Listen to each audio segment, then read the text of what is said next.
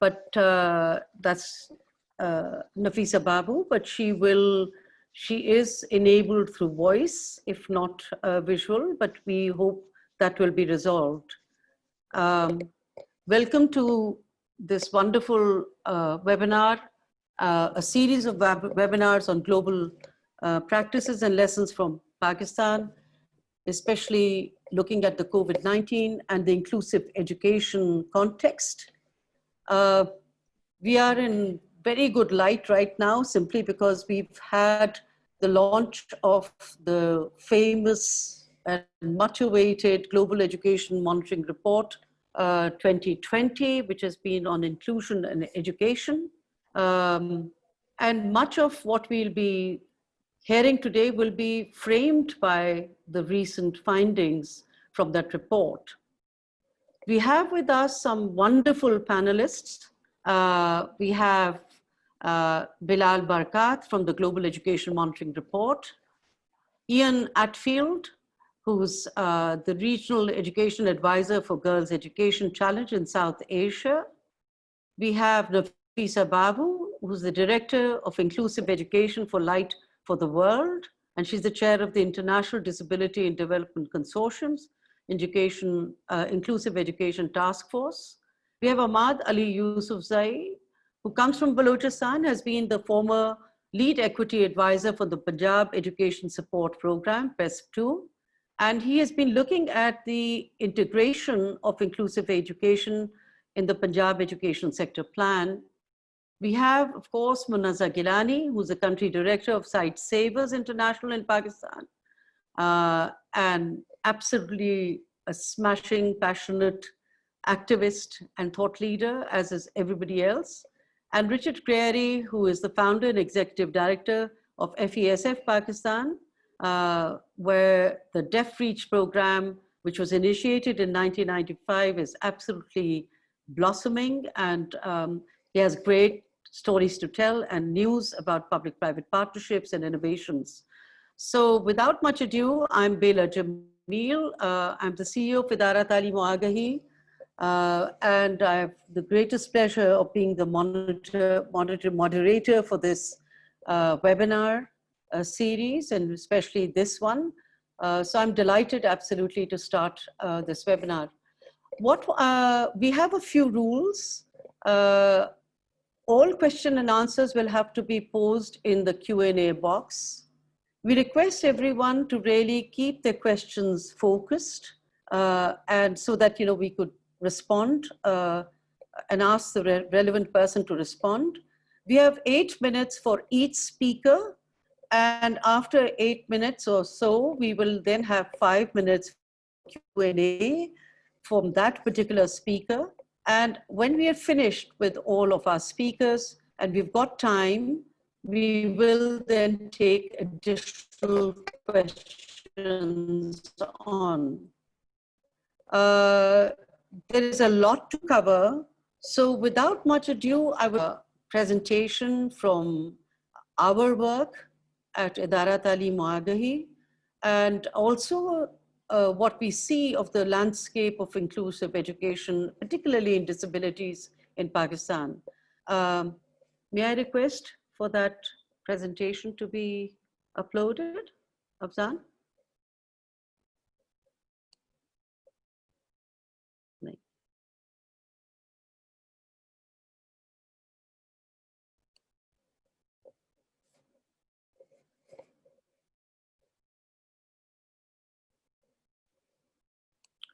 So just to,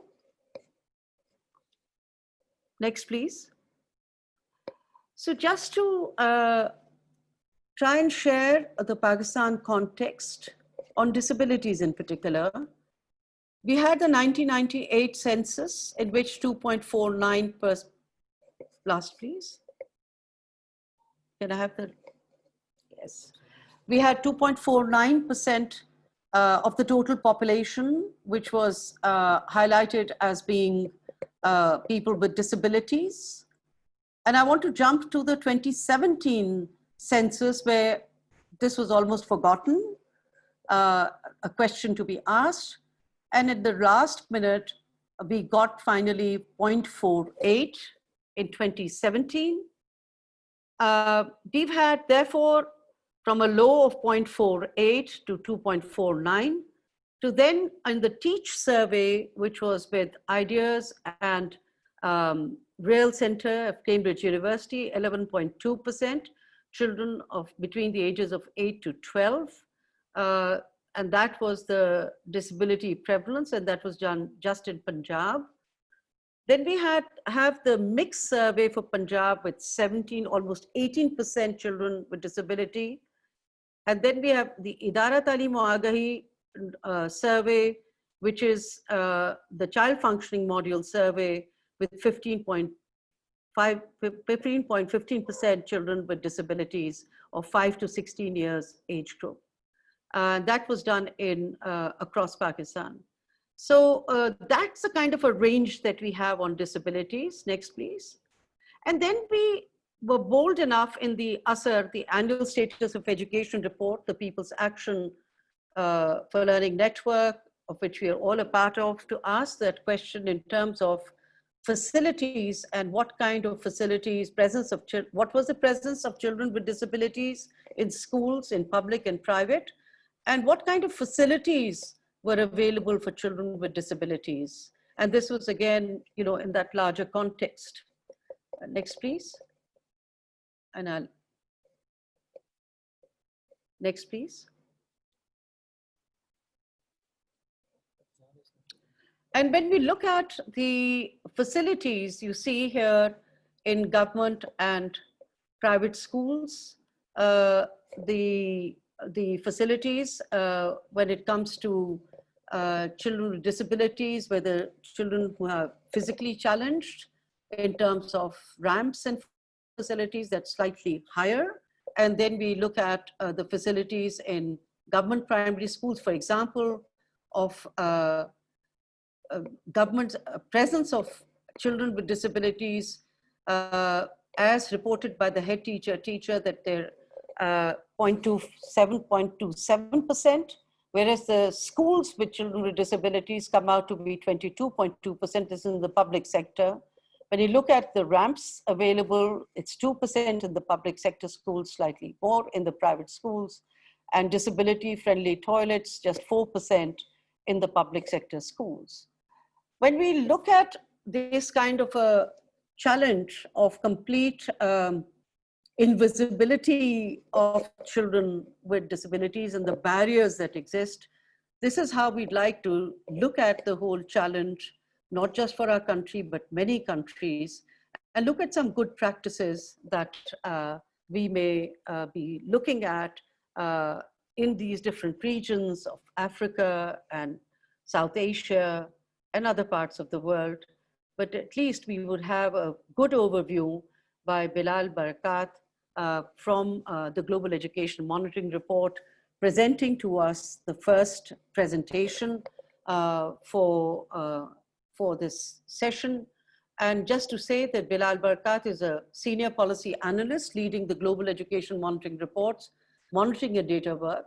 His areas of experience are really education policy, modeling, and especially looking at demographic aspects. So I'll close off that short presentation from Pakistan and request Bilal to present his, the first presentation to kick off this webinar.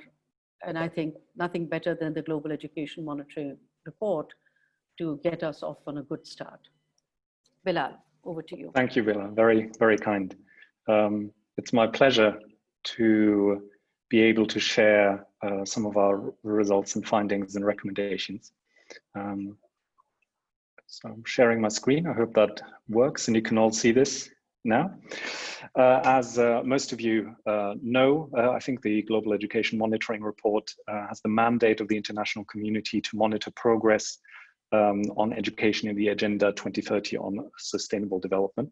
We're editorially independent, but hosted and published by UNESCO. The 2020 edition of the report was published just last week. It focuses on inclusion and education as its special theme, and it calls on all countries to concentrate on those being left behind and to move towards more inclusion. And we believe that message has only become more relevant and more important given what has been going on in terms of the pandemic and school closures. The school closures due to COVID-19 have resulted in one of the biggest education crises that we've ever observed. At its peak in April, more than 90% of the global student population was affected, was shut out of school in 194 countries. But we mustn't forget that almost 250 million children, youth and adolescents are out of school already, all year round, even before school closures due to the pandemic.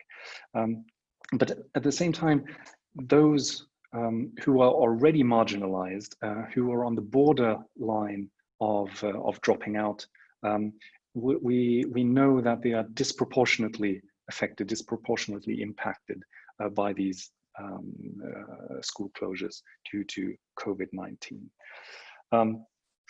And we know also that some of the learning solutions that were sort of rapidly implemented in terms of reaching out, remote learning, that those in no country have those been able to reach all children. Even in countries such as France, teachers had lost contact with 8% of their students within 3 weeks. At the global level, I'll show some figures in a moment, we know that it's far from every household that has access to the required technology and all that. But taking a step back and looking at inclusion in laws and policies, one of the things we found that isn't going to help with the response now as schools reopen is that laws and policies on inclusive education are very narrow in many cases. 40% of countries don't specifically target learners at risk in their education response to COVID, but even this reflects that even generally inclusive education laws and policies, often they focus specifically very narrowly on children with disabilities without considering other forms of marginalization, poverty, gender, and so on. Now, as I was already saying, we have figures that show that remote learning opportunities definitely can't be accessed by all. Only a fraction of households in the least developed countries have internet access. Of those, a lot of the time, it's not going to be of a high bandwidth that allows sort of for streaming of lessons or anything like that. It's not necessarily a flat rate that's free, but it would require sort of dialing up through a cell phone and paying for it. And we know there are secondary effects of the crisis on the economy, or unemployment, families losing out on their livelihoods that will further hamper efforts to get children back into school if they're now forced into child labor, for example. Our take on inclusive education that we promote in the report is captured in the slogan that really all means all. So we believe that education systems should be inclusive in the sense that they welcome and celebrate diversity, that they are welcoming to all learners, that they take individual differences and needs into account rather than sort of trying to separate students group by group, that it should be schools and education systems adapting to learners' needs rather than the other way around. And we make a number of recommendations that we believe are relevant not just to inclusive education generally, but also for reopening schools that were closed due to the pandemic in a way that ensures that really all learners benefit, that we don't leave those marginal students behind. I already said that a lot of countries have very narrow definitions of inclusive education. Only a small and only 2/3 have a definition in the first place, and then just over half of those actually cover multiple marginalized groups. So our first recommendation is really to widen the understanding of inclusive education. Really, all education needs to be inclusive. This is not an add-on. This is not a special kind of activity.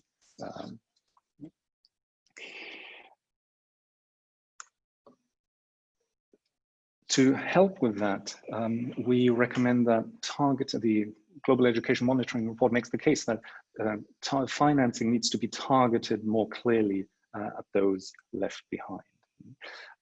There can be no inclusion, whatever we achieve within schools. We can't speak of inclusion having been achieved as long as millions are still out of school entirely. So we suggest that there should be a twin track approach to funding. Yes, there needs to be general funding to schools sort of on a headcount basis that supports sort of systemic activities and facilities and so on to make systems more inclusive. But there also needs to be more targeted funding. We've seen the benefits of such targeted funding in conditional cash transfers in Latin America have a strong track record. There's no one size fits all answer there. Countries vary in history and in the level of decentralization and so on. But one important point is to try and move the targeted funding towards reaching those, or towards responding to a definition of need, being based on identified needs rather than sort of categorization, categorical approaches that may end up providing incentives to sort of diagnose more children with specific special needs to get more funding. We think we should move away to sort of more non-categorical approaches that are shown to be very effective in countries such as Portugal to allocating resources more based on need. All of this requires support and buy-in from communities, from families. School closures and homeschooling due to COVID-19 have sort of brought to the fore the need to really have families on board. It showed the big role that they play in supporting the learning of their children. So an important aspect there is really to have that community interaction. We have statistics that in Hong Kong, for example, more than half, 59% of parents feared that children with disabilities would disrupt the learning of the others. So these kinds of community attitudes and prejudices, they're very common around the world, and those are an obstacle to achieving inclusive education, for example.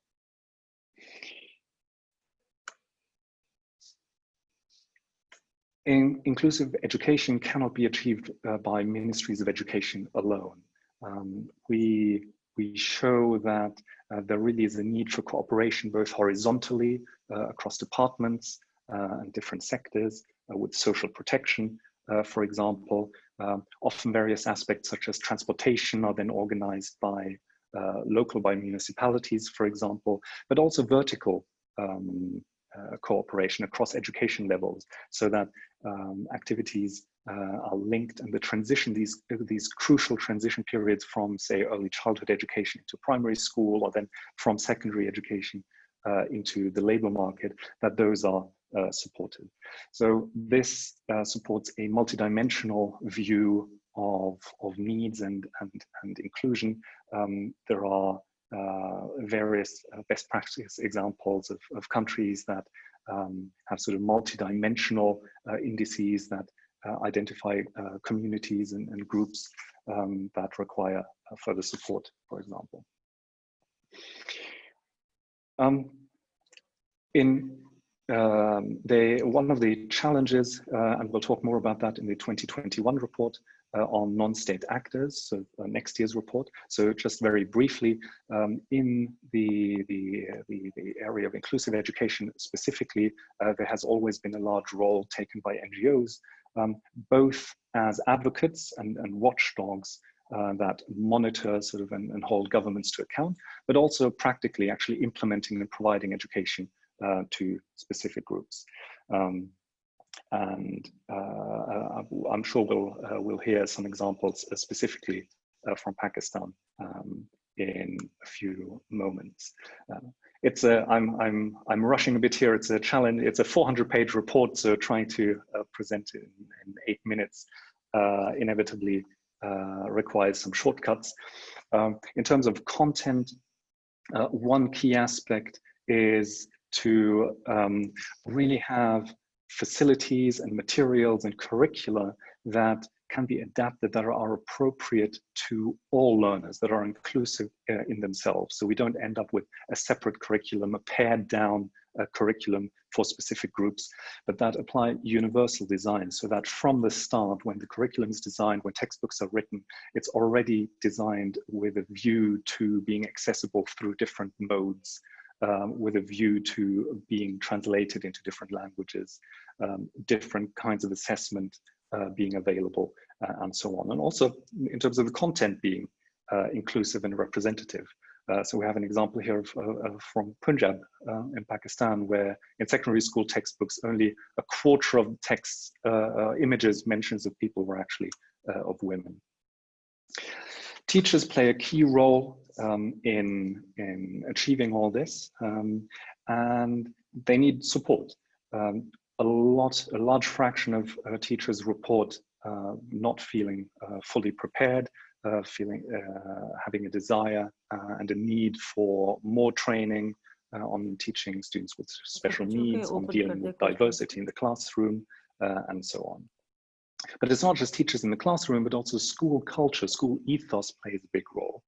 And there's a critical role there for school leaders, for head teachers, for principals, in fostering that inclusive school ethos.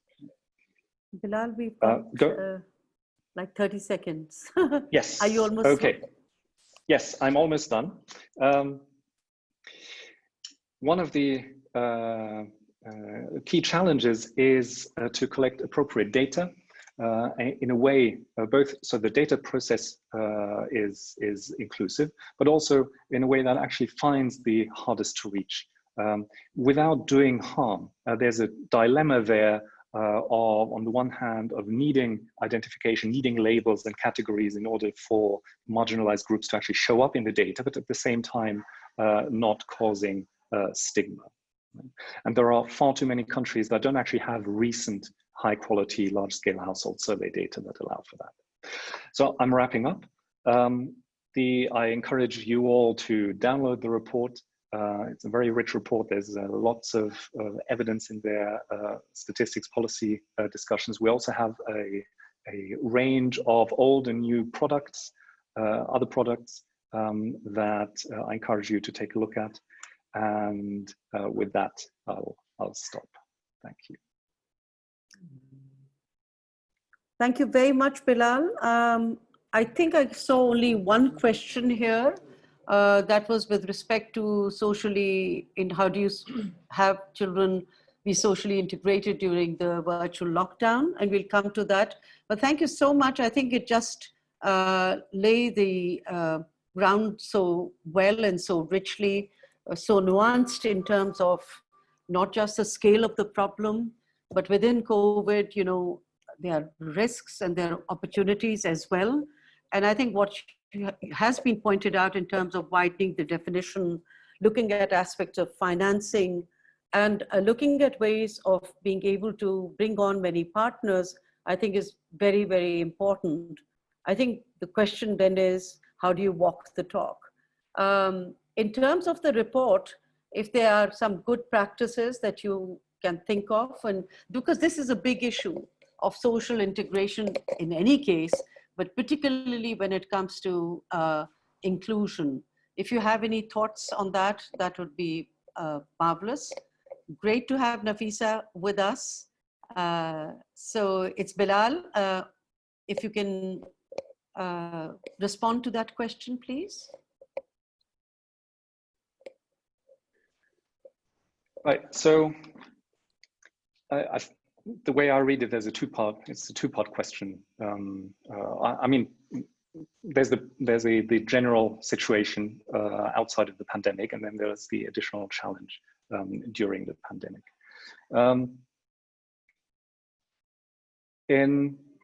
Is there a problem with the sound? Sorry? No, can you hear me? Okay. So I think the question puts the sort of the finger in the wound, that as I said, the report shows that the remote learning approaches that were taken, they can't be relied on to be inclusive just by themselves. It's not just children with disabilities, but generally marginalized children are likely to live in households that can't necessarily access online learning materials, online teaching, or that. There's been an attempt, or there's thinking that using sort of low-tech solutions is the answer there. But if you look at the data, for example, in the poorest households in Ethiopia, only 7% of those have a radio. So even radio as a low-tech solution doesn't really reach all the children. The challenge there is we know Colombia is an example to look at in the report that had a very effective response. Various countries have have actual materials physically delivered to households instead. That is probably more robust in terms of reaching students. But then there's also the question of actually reaching out to the communities and teachers, not just dealing with the students in their class, but even before the pandemic and after the pandemic, making sure that they're engaged with the families in their community who have out-of-school children. Go out in the community, talk to them, advocate for the importance of education, and so on. Bilal, there's another question from Ricardo from Real Center, and his question is on achieving disaggregated information on disability, yes, both in terms of types and degrees. Right. Quick response, and then we have to move on. We are going to keep absolutely. the questions going, and so Bilal, please. So we've been very fortunate to be able to use around a dozen of the new Mix 6 surveys that were released in the last few months and analyze those for the report. And those were among the first to use sort of the new child functioning module that expands on the Washington Group set of questions, with questions specifically designed to capture sort of child relevant domains of child functioning. So we're very far from having that for all UNESCO member states. And even for the countries where we have those surveys, there remains a challenge in terms of disaggregating by type of disability, that the sample sizes get very small. We know that we have intersecting disadvantages. The experience of girls with disabilities is different from that of boys with disabilities, and it interacts with poverty. But once you start sort of really breaking it down and looking at poor rural girls with disabilities, you end up with very, very small numbers. So really censuses also need to up their game, and we need more high quality. There's no way around that we need more high quality information from censuses, but also EMIS. That's another. Fiji is a best practice example that we present in the report, who have been implementing or including very high quality and valid sort of information in their EMIS system on facilities for children with disabilities and statistics, enrollment, and so on. Thank you so much, Bilal. We have other questions coming up, and we'll keep them rolling, but we must start with our second presenter, Ian Atfield.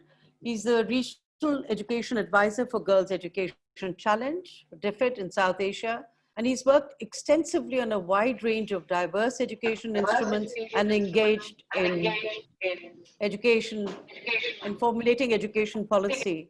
I will request Ian, and may I request everyone to keep their, yes, on mute, please, including myself, and great to have Nafisa. Great, and thank you, Bayela, and I hope everybody can hear me clearly. So Bayela kindly introduced me. I work predominantly on the Girls Education Challenge, which has a portfolio of 41 projects throughout Africa and South Asia.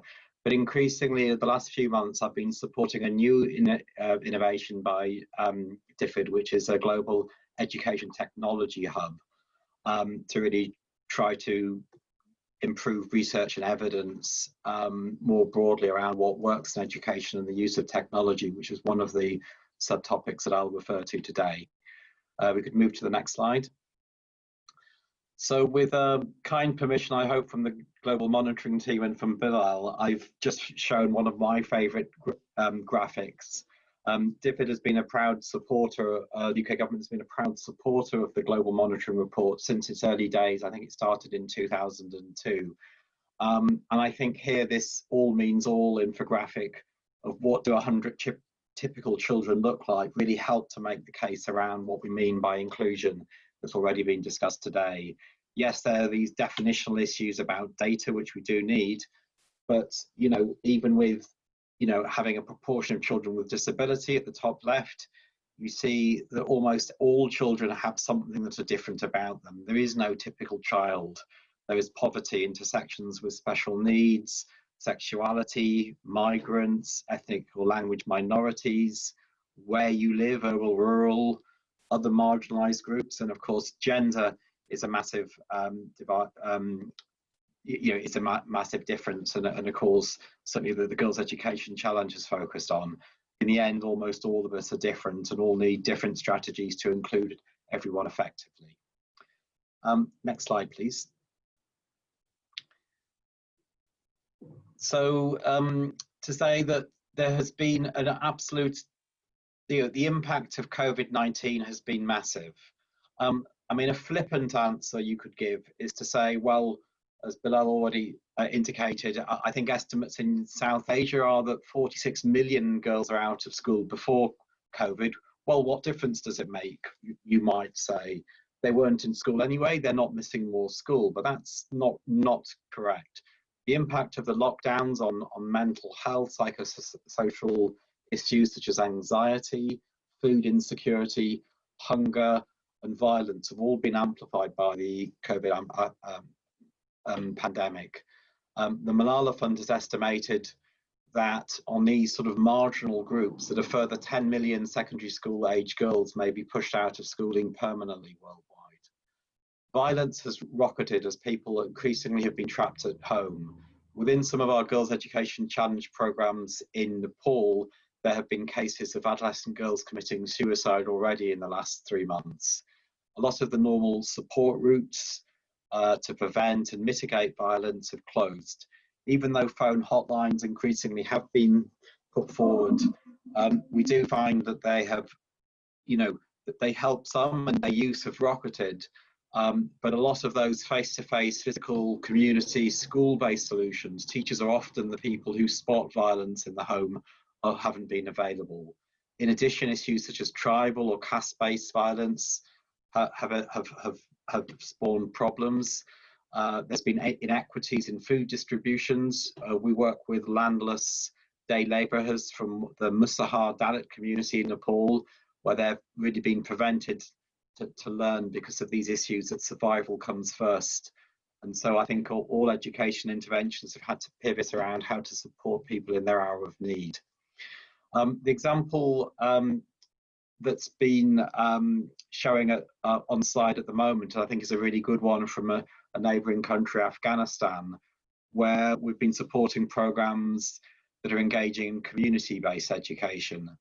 And so one thing that has been found to be quite effective is combining phone hotlines that cross-check on some of the triggers of learning and behavioural disabilities that start manifesting themselves as mental first aid issues, as psychosocial problems, making friends, anxiety, depression.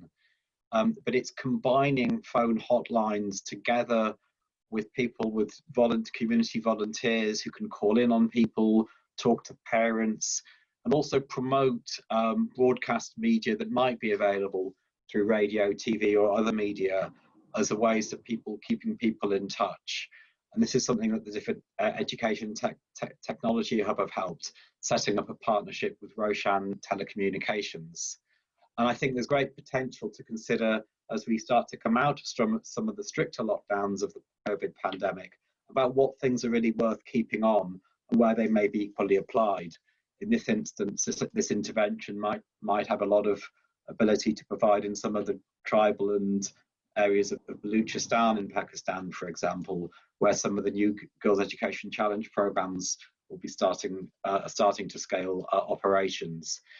In Nepal, we've also had one of our Leave No Girl Behind programs that works with both disabled and marginalized girls develop sign language videos for children who have difficulty hearing, and other forms of public service announcements. Sometimes they're delivered face-to-face on phones and tablets using a network of community volunteers. So there are a number of different ways, but certainly some of the messages are keeping those connections with individuals, both girls, marginalized children and families, is absolutely vital. If I could go to the next slide where we start to switch the focus on to education technology solutions.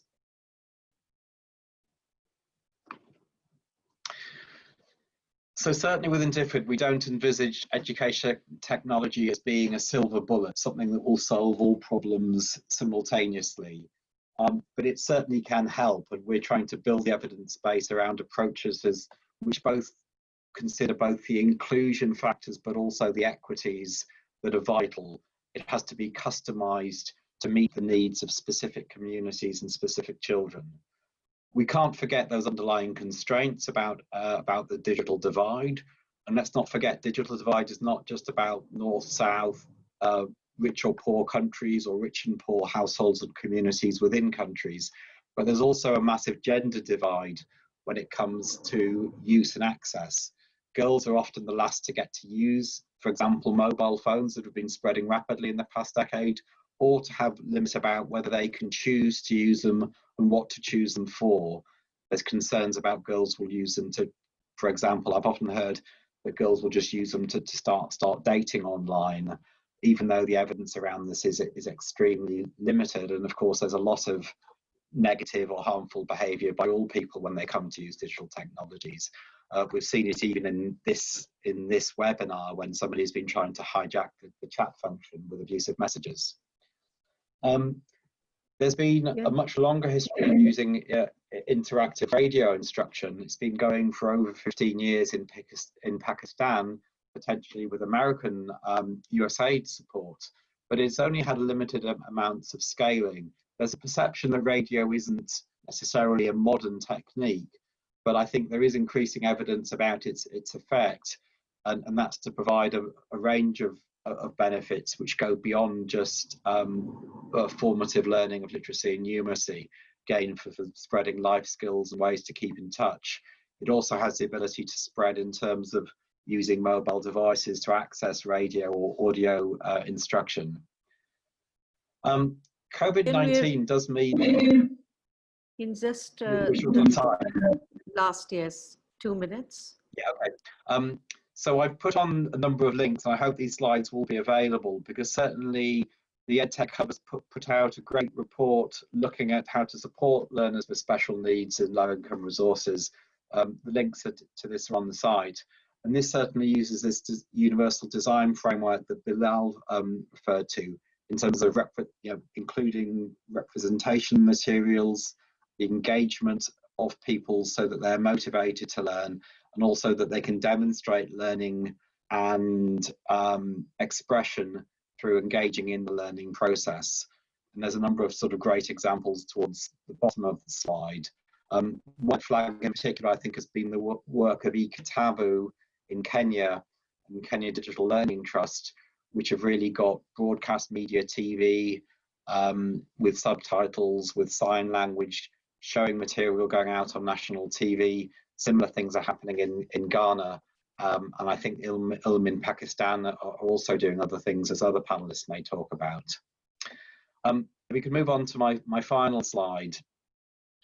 I'm not going to talk too much about Pakistan examples, as I believe others on the panel could do this much more effectively than I. But certainly our work with the Punjab inclusive education sector plans we're going to hear about, our work in KP and Sensor with the NGO Hands, and some of the new girls education programs we think really can help to scale some of the great initiatives that have come from Pakistan. And we're going to hear a number about those in a moment. Certainly doing online and remote teacher professional development digitally is another thing which really has a great potential to scale. The World Bank has put in these estimates about the sheer impact. You know, a global loss of 0.6 years of schooling may not sound that much, but putting it into economic context, that could be $10 trillion off the global economy. So those effects are absolutely massive. I'd finally just like to flag, I think, a couple of initiatives. The GLAD network that has an amazing amount of initiatives and is really important, is a disabled people's led organisation, and Nothing About Us Without Us, which I think all people should consult with local disabled people's groups before they start designing interventions. And also the Inclusive Education Initiative, which is something that the UK and Norway have been supporting. They've established a new community of practice, which is another way to really share great practice and contribute to. My apologies for running slightly over. Thank you. Thank you so much, Ian. There are lots of questions popping up. This was really wonderful, and especially giving examples from countries like Afghanistan, Nepal, and of course, whatever, there's lots of things happening in Pakistan as well. But there's a question particularly on aspects of mental health when it comes to inclusion and education. And I was just wondering if there's a bit, if you could possibly respond to that. I think that's from Madhya. And the question is particularly asking that issue, what has been the uptake like, options for helplines for mental health support? Is there any, are there any good practices from your experience? And she asked the question, something also on what about cultural barriers? Yeah, thank you. And I've seen the question. I mean, certainly I've seen evidence in terms of the volumes of calls. I mean, obviously helplines have been around well before COVID days. Example of child lines that have been run in Western countries for decades, and certainly we used to support them in Zimbabwe as well on programs done jointly with UNICEF. The statistics that come from helplines do need some support to interpret them. Just for example, you may get more than 50% of helpline calls where the call comes through, but the individual doesn't answer the phone. So you just get this silent call, there's no answer, but there's hung up. So it's an indication of somebody in distress, but you don't know what the issue is. Certainly there has been a major increase in both the volume of hotline availability. In Nepal, I'm talking about in this context where I've seen better data, both from police, women and children's units for domestic abuse, for people calling for psychosocial support.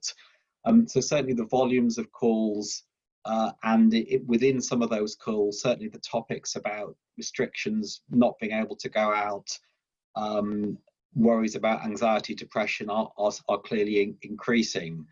But as I said, there's also the issue that with more helplines and more openness, you tend to see higher rates of use of these facilities. But certainly the point on cultural barriers are there, and on who has got access to phones to be able to call in.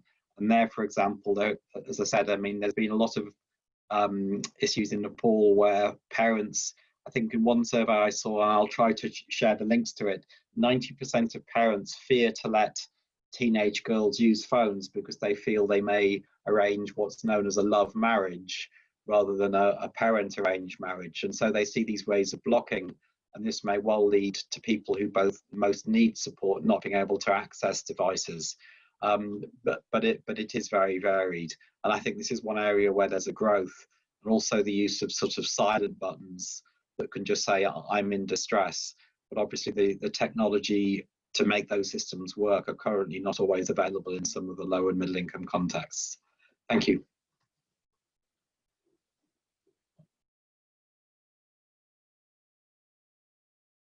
Thank you very much. There are more questions popping up on the problems of virtual classrooms and when it comes to children with inclusion needs, and when they're used to that one-on-one learning, how do you optimize that learning? We'll come back to that. And I just wanted to let everyone know that all the presentations will be passed on to all participants, and we'll send the link to you. So without much more on this, I'd like to move on to Nafisa Babu, who's the Director of Inclusive Education for Light for the World. And as I mentioned, she's the chair of the International Disability and Development Consortium's Inclusive Education Task Force and a board member of the Global Campaign for Education, an absolute dynamo in her own right, passionate to the core and doing wonderful work. So over to Nafisa Babu's presentation. Great that you were able to join, and sorry that you were having trouble. Thank you, Bilal, and thanks for the lovely introduction. It's great to be in such good company. I'm no longer the chair of the IDDC, but I've been working with the Inclusive Education Initiative that Ian mentioned, because I want to put a lot of energy into that, because I think it has immense potential to succeed and make a big change in the sector of inclusive education globally.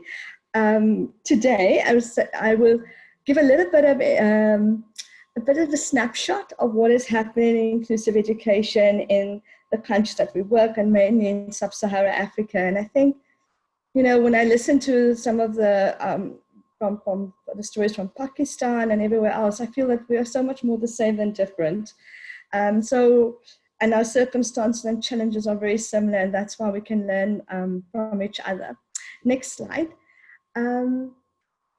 So Light for the World is a disability and development organization. So we work in various countries. One of our key things that we want to do is unlock the potential of children with disabilities and make sure that we break down those barriers and promote systemic change.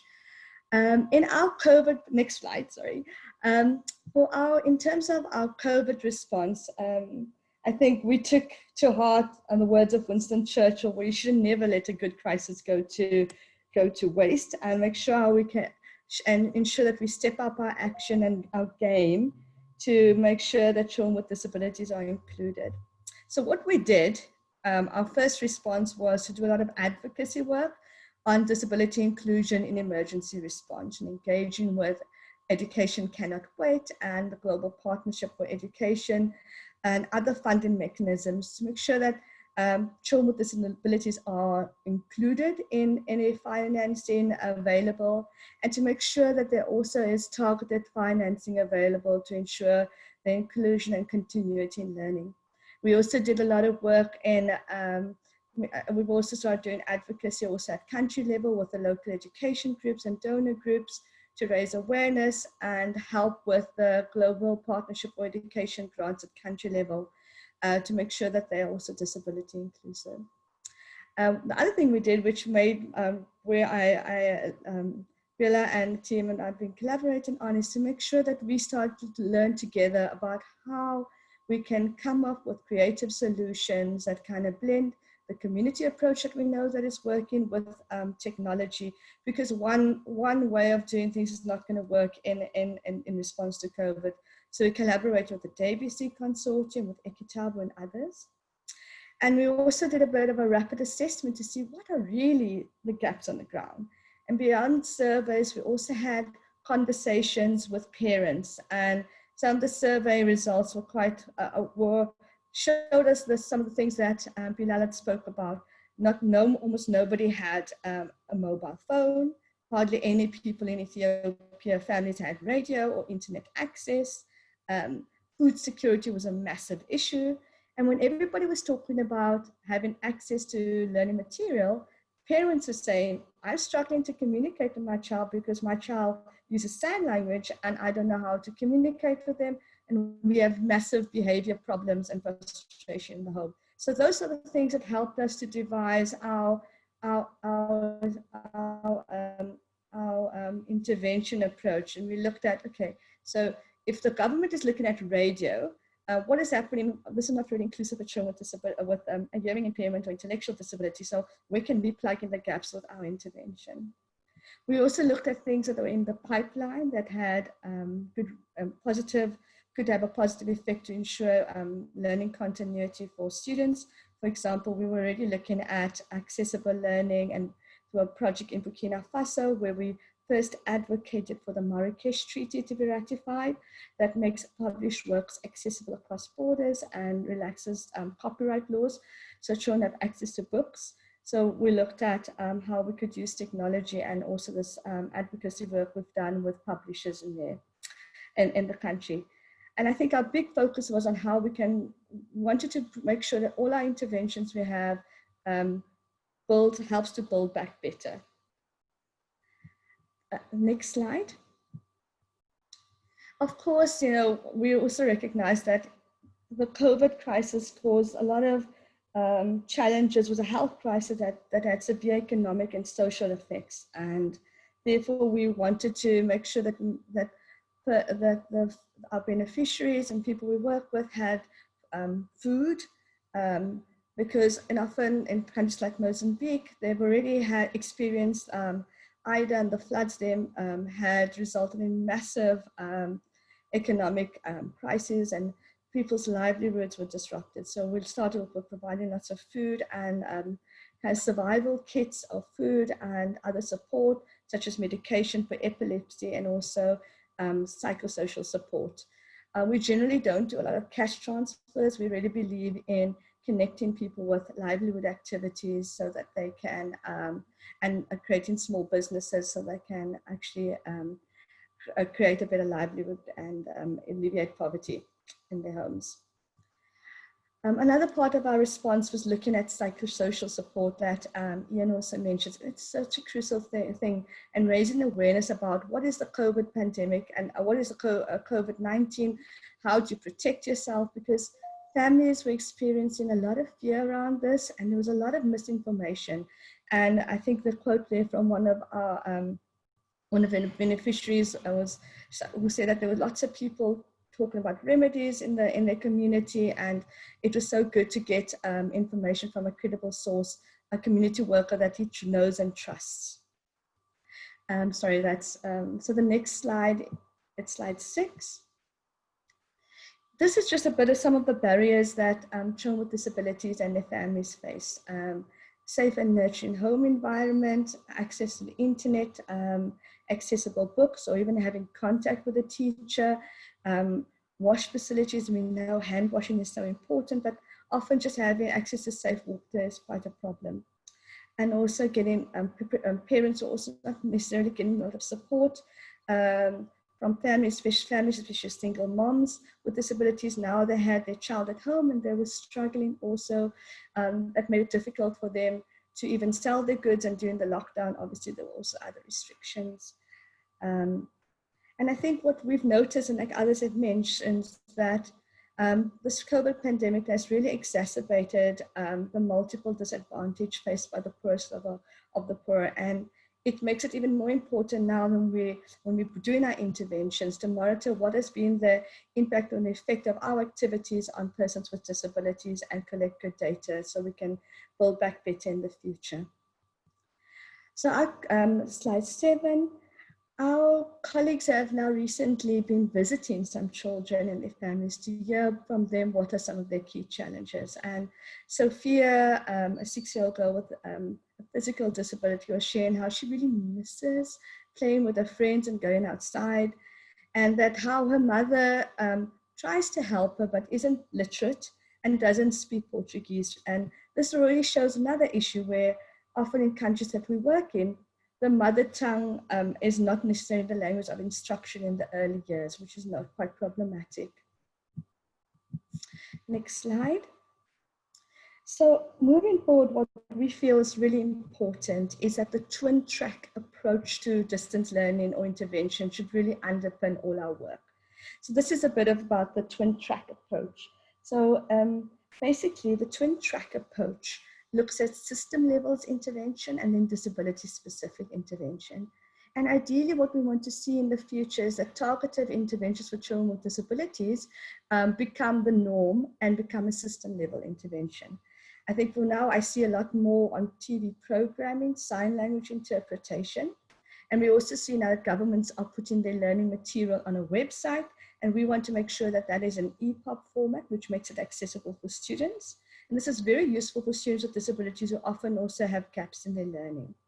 We also see that there's a lot more TV programming that is implementing universal design for learning principles. And there's a lot more talk about teaching at the level of the learner in education, which is very much an inclusive education practice.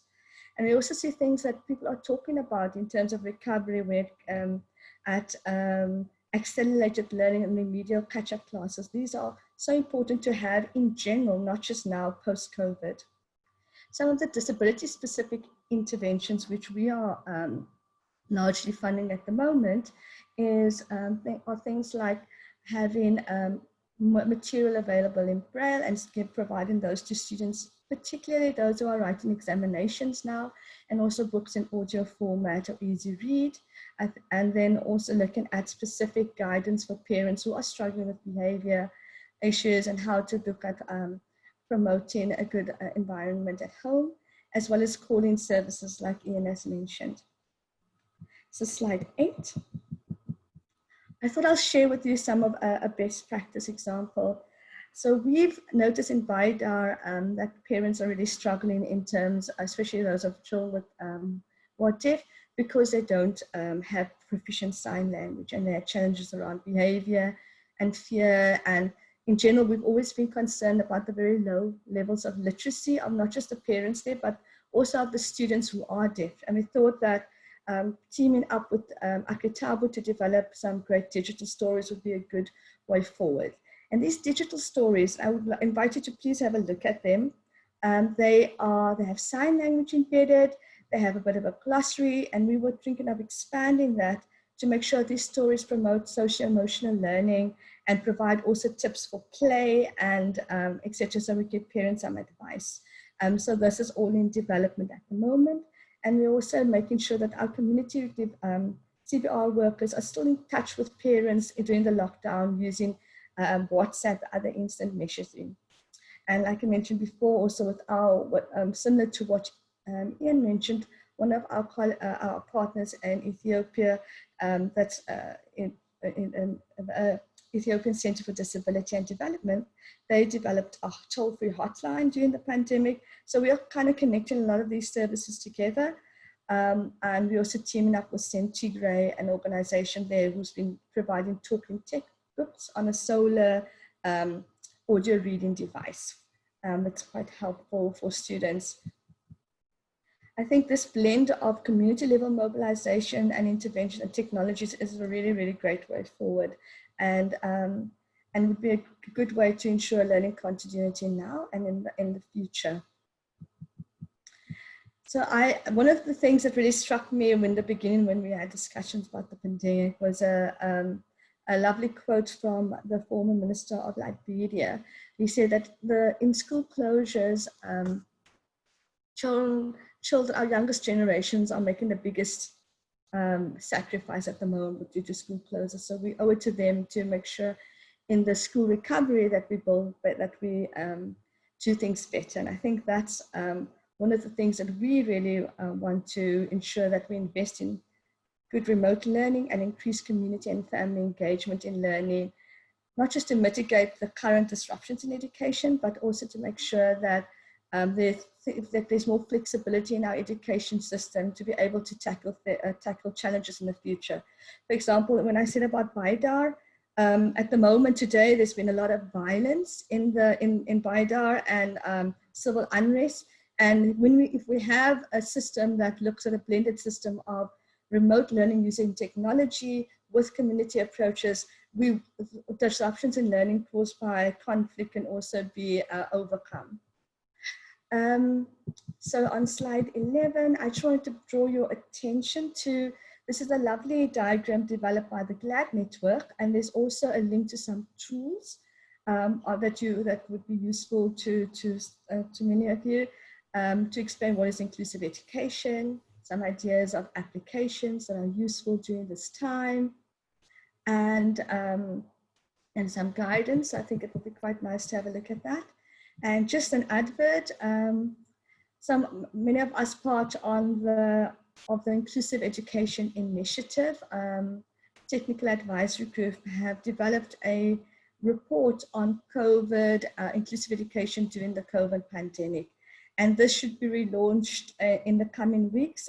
We are looking at the final edited version tomorrow. And so please watch out for that, because I think there are some fantastic information and guidance in there, and also some interesting information around what's happening in Pakistan as well. So thank you, and I look forward to your questions.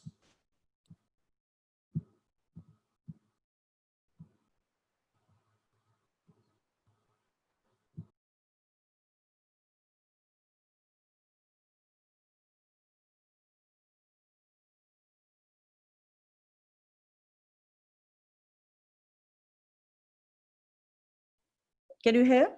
Can you hear, Nafisa?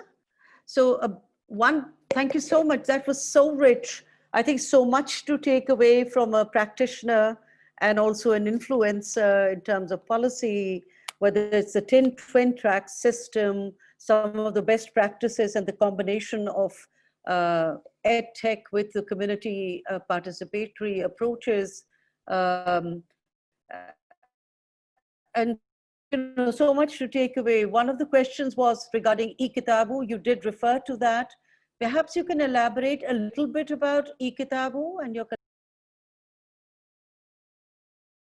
So what we've done is, I'll share another link. They have these local stories that are, so that you'll see a picture at the background with a bit of with the captioning of the story and the person assigning the story. And these are, and we wanted to focus on those age groups from 3 to 10 years, because we know there are also gaps in language development for many children who are deaf or with different disabilities because they enter school late.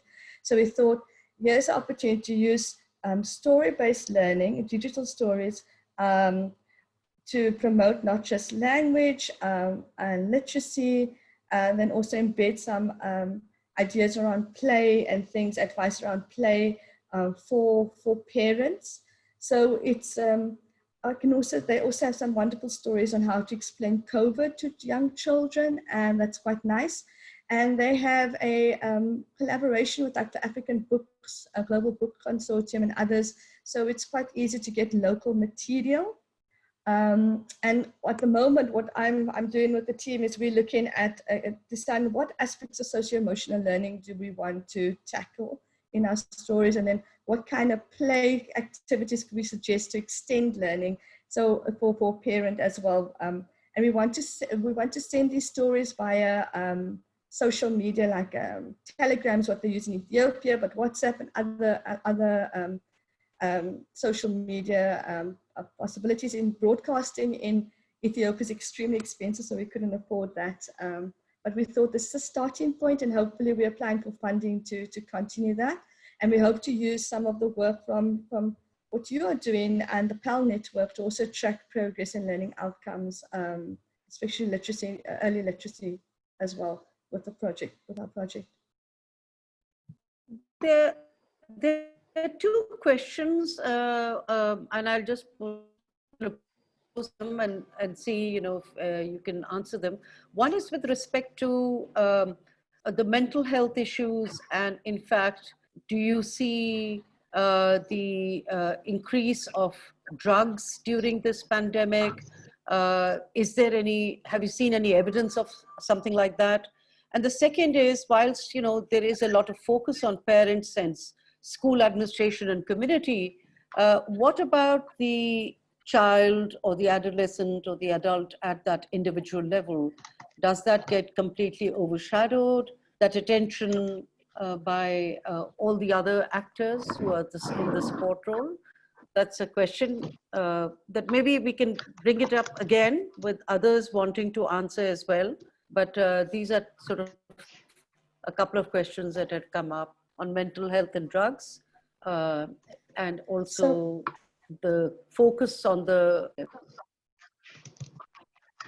For sure, I think this is one of the reasons why socio-emotional issues are something we want to tackle, and we feel that tackling it often indirectly via a parent or a mother addressing it through her child is probably an easier way than tackling it directly in some cultures because of just some social norms around that. But we for sure see that there's a big need. I think alcoholism is a bit of a concern. And something that needs to be addressed. But our programs at the moment, I mean, we haven't, in South Sudan, we have programs to look at psychosocial support, but I think it's more the isolation that families have been experiencing due to the lockdowns has been rather very challenging mentally for everyone. I mean, I would say for parents, and big for parents as well with young children and parents with disabilities, not just parents of children with disabilities. It's been quite a challenge. And I can speak for myself as well. It's not been easy to deal with the homeschooling and support your, and dealing with your own mental health. And we can see that, I think I can just talk about my country and my experience in South Africa at the moment. We've recently had a blind activist who died of COVID a week ago with her husband, who was a frontline worker. And I think that because some people with disabilities also in that group of the poorest of the poor, and they live in, and they are often people who are also exposed to health centers because they go more regularly to them. I think they want to go to them. So there is this kind of mental challenge, what is possible, what's not possible in the setting, that makes things rather challenging for persons with disabilities and also parents of children with disabilities. Thank you so much. We have other questions, but particularly one on social distance. We'll come back to that. You know, how do you manage that and community engagement, you know, during this time, especially to support children with disabilities. But let's move on. This is absolutely smashing. And we have now Ahmad Ali Yousafzai, who's been a lead equity advisor in the Punjab Education Support Program. And it would be great to see what kind of strategies were used to integrate issues of inclusion in the sector plan for Punjab. So over to you, Ahmad. Thank you. Thank you, Bella. Well, that was quite interesting to hear from Bilal, and of course Nafisa, got to learn all that was happening out there. Presently, what we had done since last year when we were providing the TA support to DFID in Punjab, that was on the two main areas from my component which I was working on, that was equity, that was developing and formalizing a special education policy for the special education department, and developing a robust inclusive education strategy for the school education department. Now, just to tell you about that, Bela, you must be aware that the inclusive education mandate was first with the special education department. Last year, then the chief secretary then removed it from the special education department and made it part of rules of business for the school education department, as they started realizing that yes, inclusive education is something that the school education department has to be aware of how to tackle it and how to address those issues from all of these marginalized children that are present there in their classrooms. But there is no way that teachers are well prepared in giving those students the pedagogical needs, addressing their needs for that. So what was then first of all decided to do, was that, you know, to first have a look at what sort of the data is being collected. So what we found out from the EMIS, which they call it the PMIU, the Punjab Management Information Unit. They collect annually, they conduct the school census. And in that, we saw that in their questionnaire, which they had been using until 19 academic session, was that how many children are there in your school with disabilities? So that would have been, the appropriate question if they would have asked. But they had only one question that they were asking, and that was, does your school have children with disabilities? Yes or no? And that was it.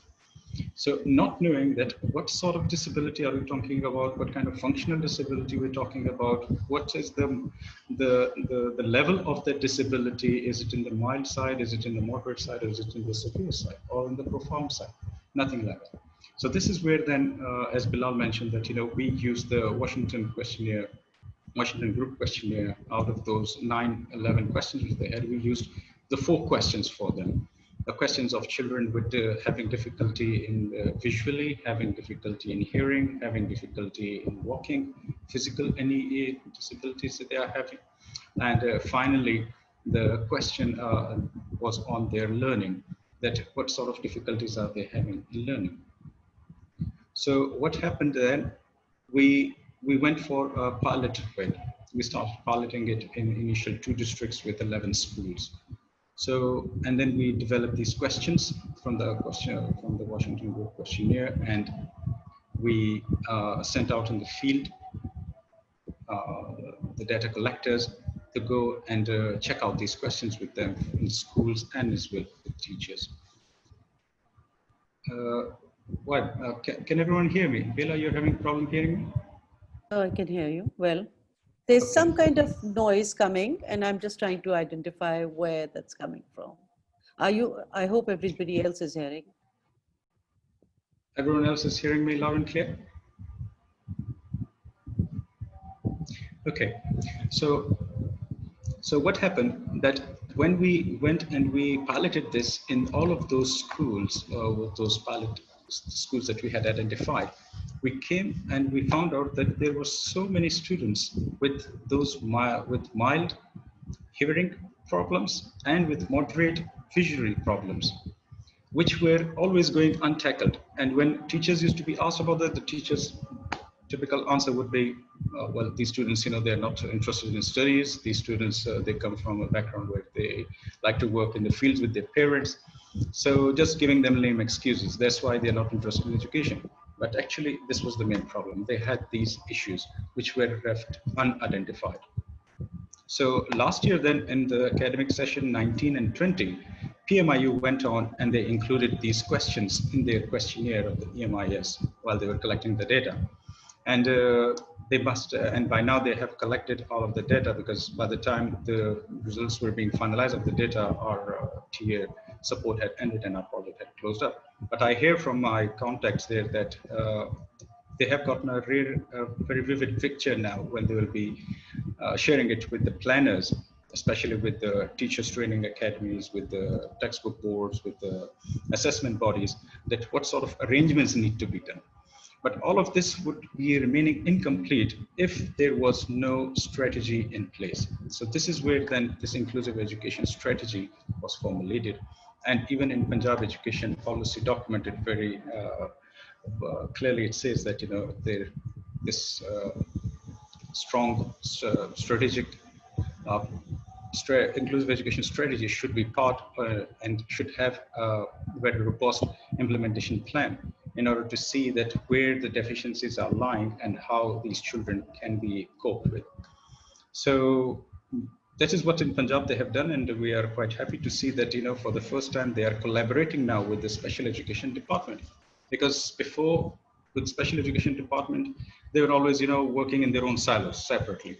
For the first time now, they're realizing that, if they have to get attention for and understanding how to cope with children with visual impairment, mild, and hearing impairment, mild level, how to address that. So they are going to engage with the teachers of special education department to share with them the modules, get some initial trainings with them, and so that their teachers of school education department are trained so that they can, properly address those issues happening in the lower grades.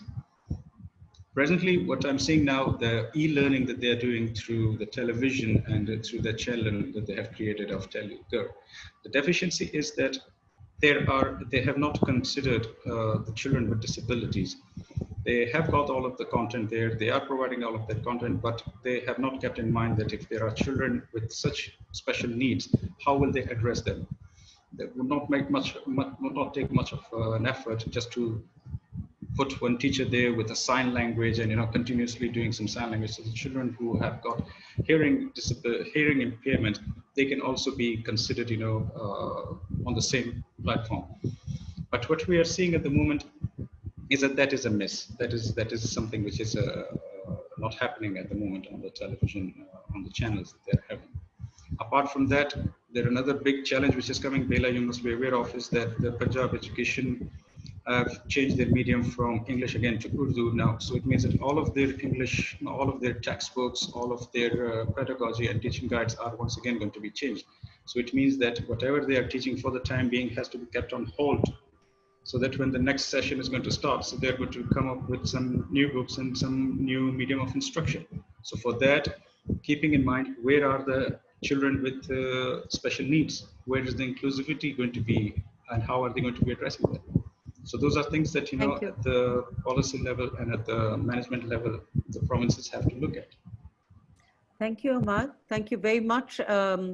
It's really good to have an insider's view on how inclusion is mainstreamed. But as you said yourself, both, when you look at the digital or e-learning response coming in a very lively manner for the government in record time, where is inclusion in that? And of course, the other concern is in terms of what was raised earlier also by Bilal, right at the beginning, was the whole issue of financing. And again, by Nafisa, where's the financing going to be, especially with so many competitive challenges in the time of COVID-19? And I don't know if you've got a more insight to say, is there someone looking after what Nafisa called it as a track 2 strategy, where, have disability specific initiatives or good practices being then mainstreamed into the system level one? That's really the big concern. Would you like to say the last word, your last sentence, and then we will move on quickly to the next presenter, please. Yes, as you mentioned, coming from Balochistan, and I got a chance of looking at their work happening on the second education sector plan that they're making for Balochistan for the year 20 to 2025. So they have also started identifying these very areas. My last take on this would be, there is a very good platform that we have at the national level, that is the IPEMC, the Interprovincial Education Ministers Conference, where they can, all provincial ministers, they can start, sitting with each other and looking into this issue of inclusive education. Punjab now has this implementation strategy with them, and this implementation plan is there with them, as well as the strategy.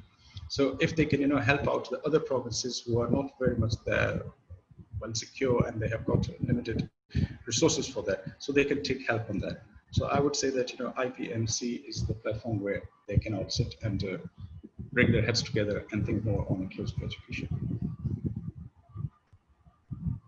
Very much. We must move on to, and there are lots of questions coming specifically on intellectual children with intellectual challenges, parents who are asking questions on, where can they find resources, and especially where there are children with hearing disabilities. And we will be responding to those very quickly. But I'm really delighted to have Munazza Gilani with us, who's the country director of Sight Savers International. And she's been doing some smashing work, but also responding to a question which was being asked about teacher training, etc. But Munazza, over to you, because you're sitting on some amazing work and some great milestones achieved in mainstreaming all the good practices at the system level. Over to you, Munazza. Thank you, Bella. Hi, everyone. It's a pleasure to be joining all of you. If somebody can manage the slideshow for me. Thank you. Before I start, let me share that Sight Savers work with the local and national partners in over 30 program countries to promote inclusive quality education, giving all the children the chance to go to the school. Sightsavers would like to congratulate UNESCO on the launch of the recent GEM report and welcomes the GEM report's recognition of inclusive education as the only way to achieve SDG 4 for all children, including learners with disabilities. I'm also thankful to ITA for organizing today's webinar, a very good step for highlighting the challenges faced by children with disabilities in this pandemic. The work done by ITA in partnership with Sightsavers and FESF for making USR learning tools accessible for children with disabilities is also a significant milestone in this direction. And also the use of child functioning module for the USR assessment has highlighted the challenges faced by children with disabilities. So next slide, please. I would like to start my talk highlighting that as per the World Bank published report on the revised projections of the economic growth for 2020, we can see that it has increased considerably, and now the projection is to reach this by 106 million in 2020. And the reason for highlighting this fact is that there is a strong linkage between disability and poverty, and we need to be aware of this at every stage of our thinking and planning during this crisis. Next slide, please.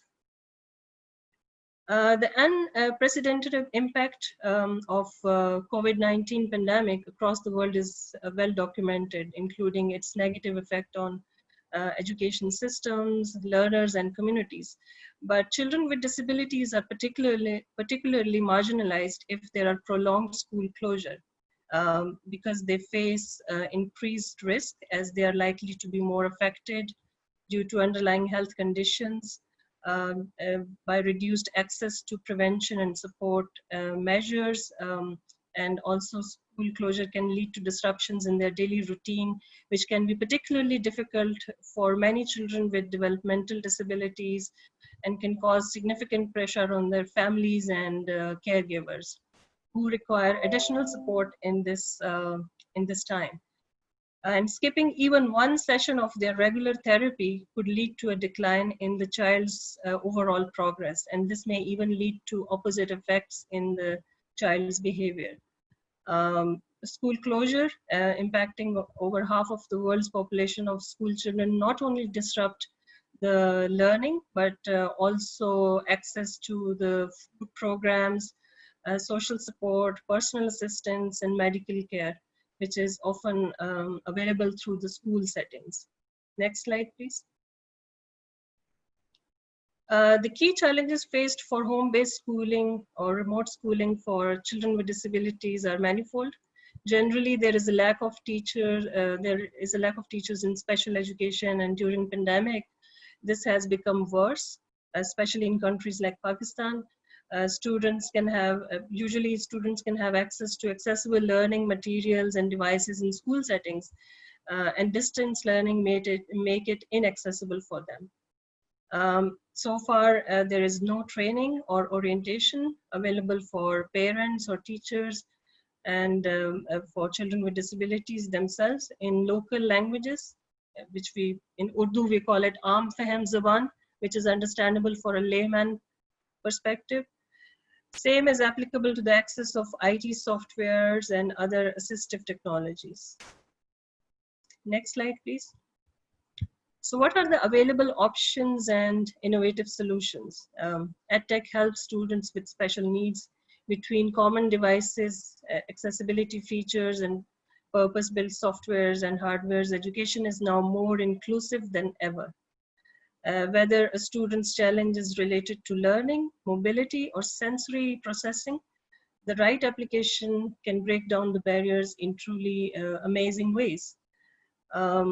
As per one of the recent Gallup survey regarding the use of radio and television in Pakistan, 18% Pakistanis use the internet, and the usage of internet is higher among men, 16%, and millennials use about 16%, and household with medium and above levels of income use it about for 15% of the population size.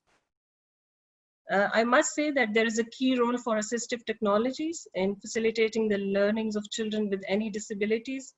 And assistive technology has a variety of categories and levels to enhance the reading and writing of children with learning and cognitive difficulties, which are mostly low-tech and can be made available without any difficulty. But the main challenge in Pakistan is the lack of trained teaching staff and the orientation of parents and caregivers around the use of these technologies. Next slide, please. So in Pakistan's context, what we can do, as we are all aware that the data and information regarding disability in general and children with disabilities in particular is not available in a good form. So in a situation like COVID-19, we need to increase our outreach at grassroots level. This is only possible through engagement with local leadership, through community-based organizations, disabled persons organization who can help us in getting the correct data and information.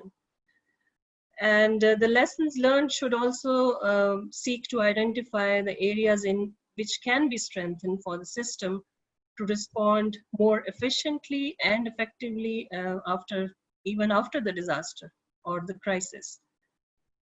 In addition, efforts taken to restructure the learning through home-based or distance learning options should be evaluated to determine how and whether they can be used to more effectively reach out of the school children and youth or illiterate adults even. The lessons learned from distance teacher training initiatives or mobile support activities initiated during the COVID-19 crisis may also be incorporated into longer-term strategies for teachers' professional development. And in this regard, we need to review the MS questionnaires to determine additional information to be collected as part of the ongoing data collection efforts and identify indicators that will be particularly useful in terms of emergency preparedness and crisis preparedness. Next slide, please. Provinces and area education departments in Pakistan and other responsible authorities will need to explore a mix of that all digital, both low-tech and high-tech modalities to reach a maximum number of children with learning effectiveness. While the departments may have already started using different modalities on urgent basis, but they need to initiate broadening the scope in this short term. In addition, in parallel, monitoring and analysis will be required to test the effectiveness of different mix of these modalities on different segments of the students. And the choice of scaling, investment, and or prioritization of one modality over the other should also be tested. And the choices will depend mainly on two aspects: technology spectrum and access, different segments of the population, and secondly, learning needs and responsiveness of the children at different levels. And the combined analysis of these two aspects will definitely best guide us for the approach and investments in the longer run. Next slide, please. So in order for the COVID-19 crisis to be also provider of the opportunities for educational transformation, for example, accessibility to enable full participation, a twin track approach is required, using the principles of universal design for learning. On one track, improvement in the whole education system is needed. And on the second track, these should be combined with specific responses and accommodations to support learners with different requirements to equalize their opportunities to access and benefit from the inclusive education system. Thank you. Thank you very much, Munazza. That was excellent. And it's interesting to see how the way you've posed the twin track approach was similar to what earlier Nafisa had said as well. Lots of questions, coming in terms of the issue of e-learning as well as teacher training. And I know that Site Savers has done quite a bit of work successfully in mainstreaming some of the teacher training work that you've done in inclusive education. I wonder, how can we scale it up, and how can we let also people in the private sector know about it? I know Sightsavers did it more for the public sector, but can those resources be available? We will be sharing those resources with lots of people who've been asking about the resources, both in the state and the non-state sector.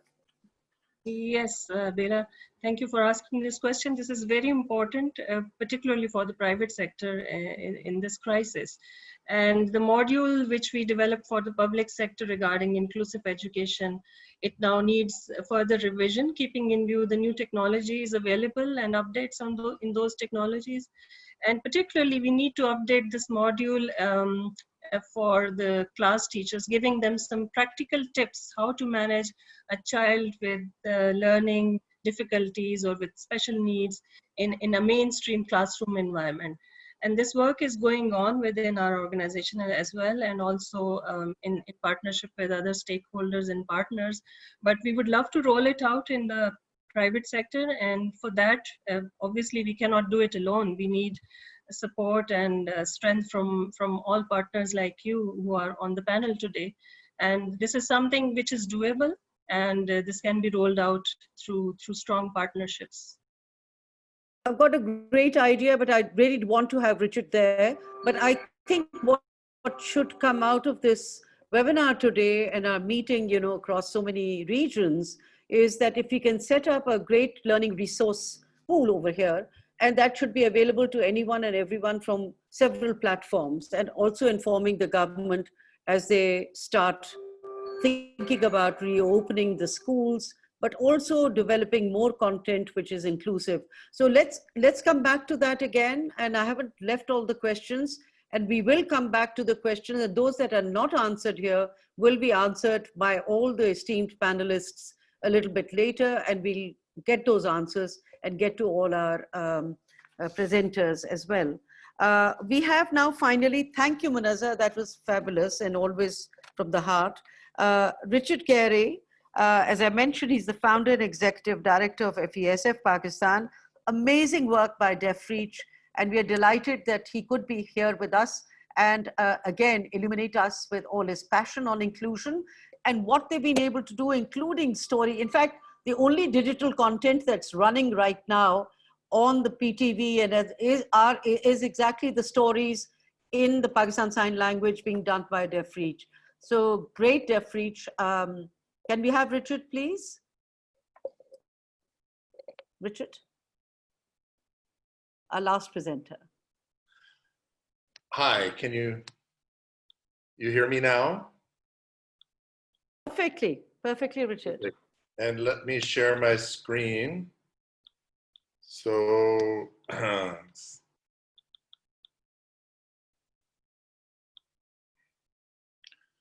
okay, can you see that all right?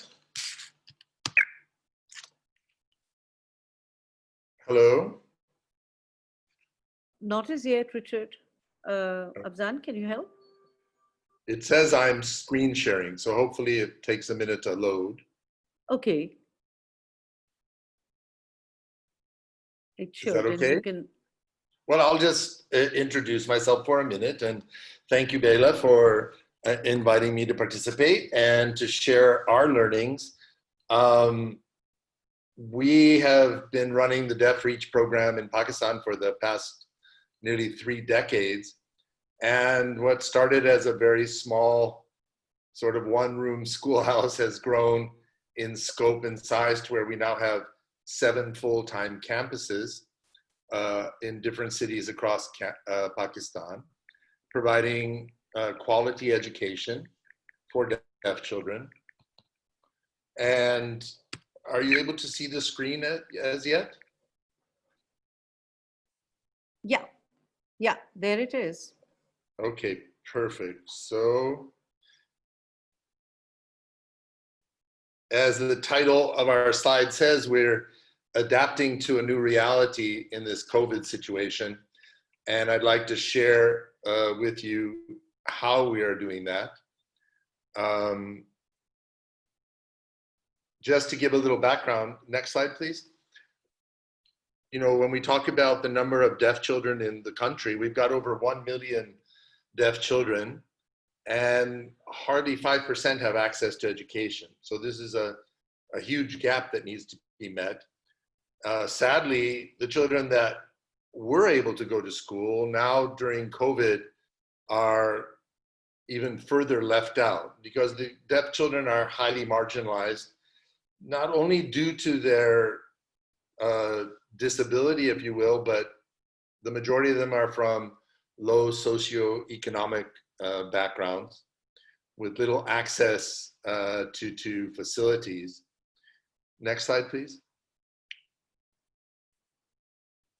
So what we've managed to do in our Deaf Reach program in our 7 schools, which are located in urban and rural areas. In fact, we're one of the only school networks that reaches out into rural areas in Pakistan to provide education for deaf children.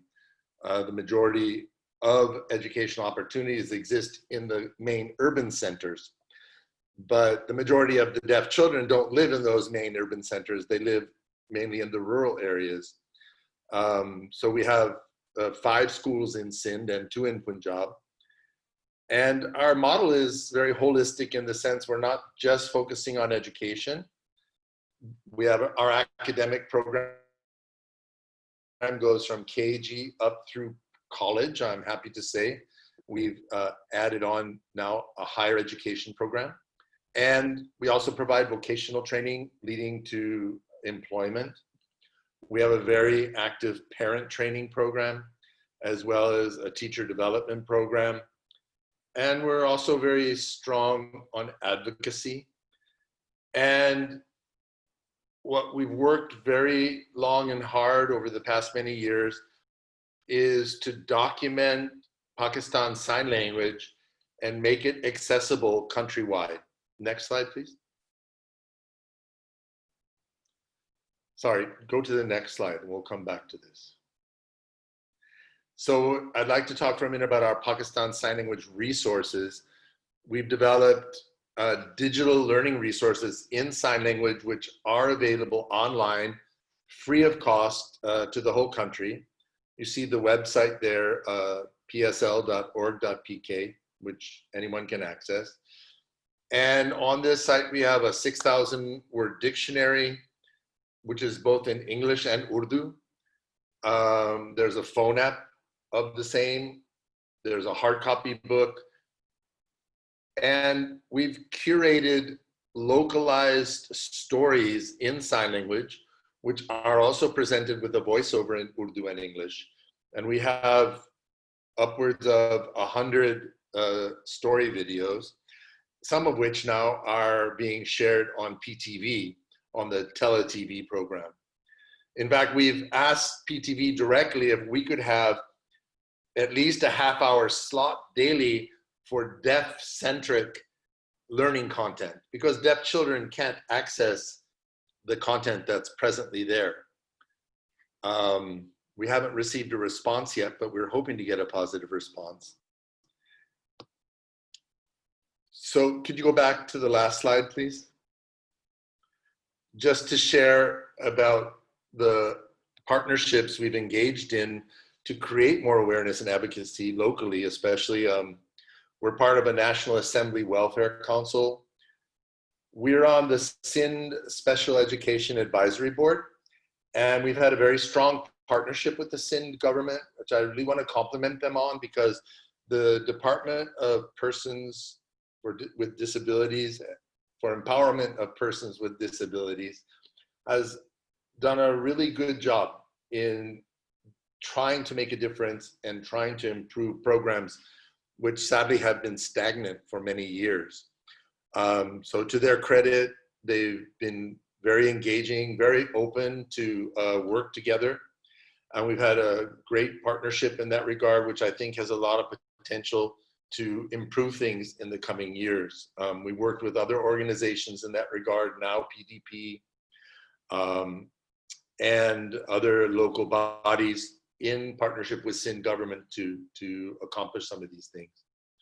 We're part of the National Literacy Coalition to represent the deaf community, to make sure that literacy in sign language is included in their scope, as well as we're part of the United Nations and World Hearing Forum. So at least Pakistan has a voice at some of these levels. Next slide, please, or skip the next one and go to the one after, please. So the focus of today's web, that's background, but let's talk about what do we do now? How do we adapt to this new reality? And we've had to look hard. We have 7 schools that are presently closed, and we don't foresee them opening anytime soon. Even if the government says open your schools and implement SOPs, we're providing pick and drop transport to all of our children up to a 50-kilometer radius. And these are in rural settings where kids are jammed 10 and 12 into a small transport van. You can't actually have SOPs in that situation. So our thinking has been, we have to look at this year as assuming there won't be school. What can we do to keep our kids on an academic pathway, ensure their growth, and so we don't lose them, which is one of the concerns that was brought out as one of the questions of this webinar. Some of the challenges here are that we're reaching a very highly marginalized group, all very low income. We have 1,200 students in our network, 99.9% of them come from low income families. The closure of schools further isolates them. They have lack of information, no access to their signing peers. This leads to language erosion if we don't do something about it. So what we've done is to, over the past 2 months with this in mind, is develop a distance learning program so that we can keep our students engaged in this coming year. And this will bring the academic level for their grade level, both for primary and secondary, to their homes directly. And the way we're going to do this is by providing low-cost devices, say refurbished laptops, for example, or possibly tablets. And on a bi-weekly basis, we have 150 teachers in our schools. They're all right now working from home. That means we have a tremendous resource pool of talented people that can create content. And our goal will be to literally film the students' classes for each subject, for each grade, for the coming year, so they can maintain their core course material. And our teachers will then follow up on that by personal home visitation. We're going to create small groups overseen by one teacher. And of course, they'll have to observe, proper SOPs and distance and safety, but it's not so difficult. There are some things to work out, but we can use our transport vans to provide the transportation. Our teachers can then follow up on the children. We'll have paper copies of their lessons, which can be exchanged. We're not going to go online because we did a survey and less than 20% of our students have online access. So that's not going to work. So we'll also include content for parents addressing, how to work with their children, emotional and support, etc. Next slide, please. So 1 minute. Oh, only 1 minute. Okay. So not only will our 1,200 kids benefit, but the beauty of this is all the content that we create is going to be posted on our sign language website that will be countrywide for everyone to access. And this includes any schools, teachers, parents who would have internet access, which is a high number. So we find this is going to be a short-term adaptation that's going to have a long-term application and impact. I just want to take a minute to also highlight the partnerships we've had, not only with government, but with local organizations such as ITA, with DFID, where we were able to develop the ASER tools for in sign language and in Braille for testing across the PAL network, which I think was an amazing initiative. Somebody brought up the point about the importance of parents, and the program we're talking about will very much engage parents. Teachers will be able to answer their questions directly and get them involved. So that's a nutshell. I hope that was helpful. You can go to the next slide. There's our links if you want to check us out or ask any questions. Thank you very much, Richard.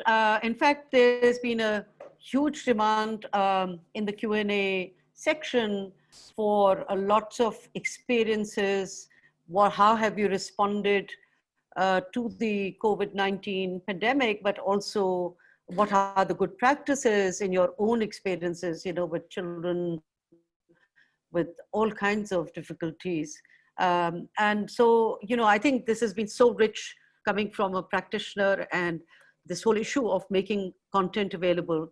May I just request all our panelists to be there? There are some questions already that I thought, you know, we have right now about 12 minutes, but maybe we can take a few questions that have been coming up, you know, on that question Q&A box. And I wondered if we can show all our panelists now. Let me just see. Thank you, Richard, and we'll come back to you for various questions. But this news is great too, that you're developing the content which will be freely available to everyone, you know, free of cost. And I think that's really, truly great public service and creating public goods, especially in an area which is so desperately needing and lacking in. Government is not putting the kind of resources it should be. And I think what Nafisa Babu was saying earlier also on learning, having this kind of a community of practice across different continents and countries, I think is going to make our work really wonderful. There were some questions that came, and I wondered, how can we get all the speakers now? Can we have everyone on? Can we have, sorry, Afzan, can I have participants? Well, they can unmute themselves. Yeah, if you can unmute, but I want to see them visually also. I think I'm missing everyone, if they can. Everyone is there now. Maybe I'm not looking at everyone. So there's a question, and I think anyone can take it. There was a question that was, there's a criticism, this was coming from one of the attendees. His name is not there, or her name is not there. There's a criticism of regarding lack of teacher engagement and consultations by edtech firms. How can we ensure their presence when doing edtech designs right at the inception to ensure that whatever is being developed will be inclusive by having the involvement of teachers? Anyone can answer that question. Ian, would you like to? Yeah, thanks, Paella. Yeah, and I've tried to type in a few answers to this and a number of other questions and resources in the Q&A box. So hopefully people can look at some of those answers and web links I've put in. I think that on this specific thing, I think the question is a good one. Because clearly it's easier to sort of sit with just a curriculum expert and try to develop, you know, a technology solution, be it an online app, a TV program, a set of radio instruction. But one of the hardest things is to engage teachers properly. And so the better organizations and the more ones with more time and resources will try to engage teachers. I think that given that schooling in Pakistan is highly heterogeneous, with a mix of private school and government schools operating in different environments in different provinces, also contributes to the issue. I know that the Citizens Foundation have done some really amazing work in terms of getting some edtech opportunities working and running, and there they've had a very strong, motivated teacher workforce. But unfortunately, that's not always the case. I think Ahmad might have some reflections from Pakistan, from Punjab, where I know there's been quite a lot of work on doing digital teacher professional development. But I think that certainly best practice, and you can read more about in the blog link that I put into the Q&A section, can say that sort of broader consultation with teachers and training teachers in how to use technology has also been vital in almost all situations in trying to promote distance learning. Thank you. Thank you. There is another question from Kashif Mahmood Nasir, saying that, there used to be, in terms of, not just provision of services and also rehabilitation of children with special needs, but also lack of resources for capacity building of practitioners. And with that, there's a second question that I think you can take up together with that is that this is from Itfaq Khalid Khan, who's saying that there used to be a national core group of inclusive education, but I think that sort of is not active anymore. And I think it's just not Pakistan, but also the region. How can we have a kind of a core group on that with some great resources that can be parked there so anyone really can use those kind of public goods and information freely? I think we can come up with something very exciting, and because each one of the practitioners who are working in the field are using digital solutions and assistive technologies, I think, in a very lively manner. So how can we not just inform the government, but also all those parents and groups who want that information? What can we do to create such a platform? Anyone can respond, please. Bela, just wanted to add here, when we completed the inclusive education strategy document, so the government had those participants that we had in that, we had created a WhatsApp group and a working group of inclusive education working group, IEWG. And there are public, private, from the civil society. There are nearly 20 to 25 people, as well as ITAs professionals are as well in that very group. So they keep on constantly exchanging with each other, different modes of teaching and resources and research work, which on a daily basis they are sharing. So what is required at the moment is that at the government level, at like the secretaries or the special secretary level from both departments, school education department or special education department, if they as well officially, kind of notify it and do have a quarterly meeting on it, and to see that what's going on and where this all material is coming and how helpful can this be. I think that is a way to look into it. So thanks. And add parents into it as well. Sorry. Yes. So thanks, Ahmad. I think that, but I think we can also do some work at a kind of regional level where I think there's some wonderful materials that are coming up, both from Pakistan, but also other parts. Nafisa was sharing some, Bilal had some tips, Ian is working on that. How can we as a group, in good service to everyone who's here and many more, maybe we can come up with a platform. That's something to think about. Whatever ideas you have, I think we should come out of this webinar with something very practical and doable, but something which is really is a real value added from this gathering of wonderful presenters today. There was one last question. We have like 4 minutes, but Nafisa, you wanted to say something? On social distancing, that was a question. How do you address issues of social distance during this period? Nafisa, that was a question to you also from Ricardo. First, I just want to say, I think that I love the idea of creating a platform for the region. I think it's been on discussion for a long time, even by Needy Signal and a lot of other people. So I can just go for it because it's a fantastic idea. And people like Ian from Diffid and others must also step up and look at how they, USAID and others can also bring some of their key projects together and share more of the learning across also donors. It's about the distance learning.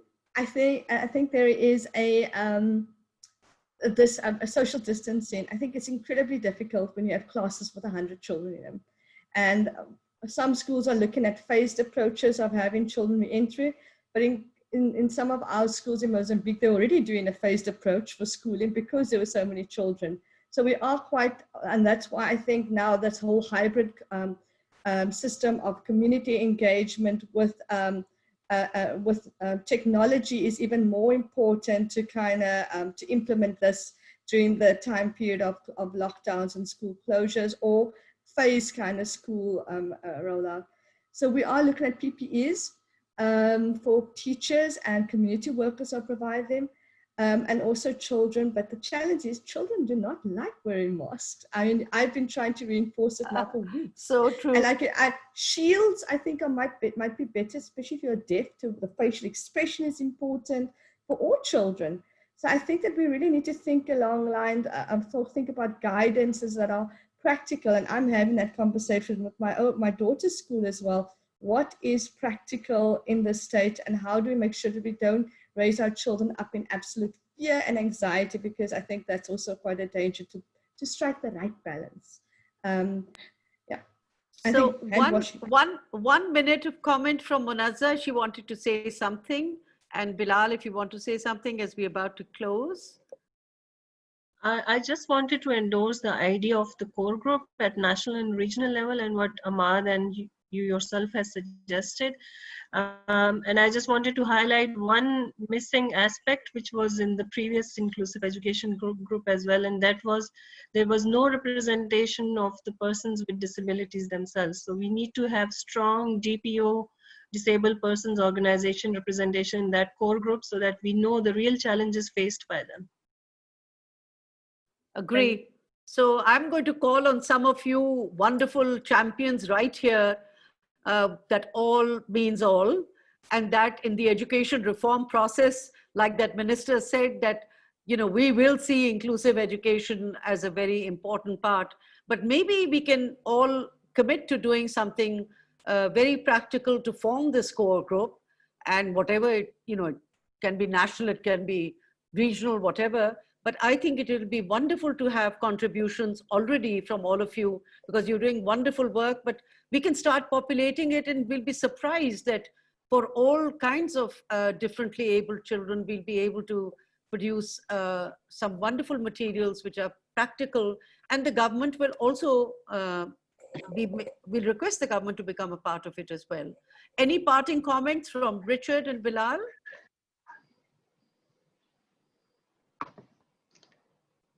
Just one quick question while we're waiting from me, Baelo, is that I think the Inclusive Education Initiative Community of Practice has been set up recently, and there's no reason why there couldn't be a regional South Asia or Pakistan grouping there to share good practice. Thank you. Oh, thank you. Thank you. Yeah, so, I would yes, Richard?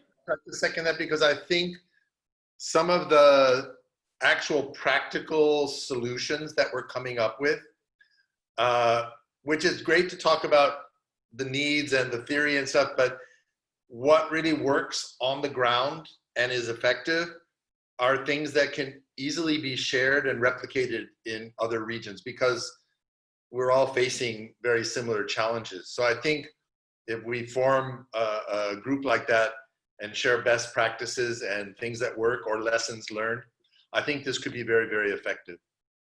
Wonderful. I'm feeling very enriched and delighted, because as you know, we, ITA, will be, we are very honored that we'll be launching the Global Education Monitoring Report in Pakistan very soon. And some of you will be invited to speak, from the Pakistan perspective as well. But it'd be great if we can launch such a group and we can take things forward very practically. I want to request and thank all the participants. The questions are very rich, and we will be referring, while Ian has been dutifully responding to all of some of the questions, those that have not been answered fully, we will be referring to the specific panelists, and we will get back to you. So please don't think any of your questions is forgotten. Anya had raised a question on the technical aspects of mix, etc. So we will come back to those questions and get a response. and get back to you.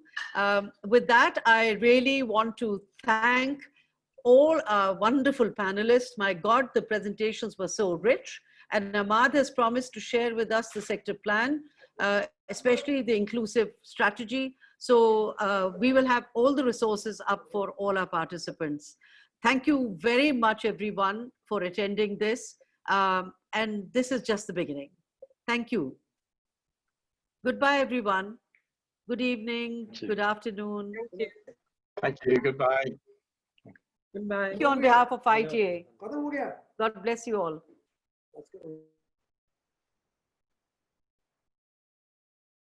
Bye-bye.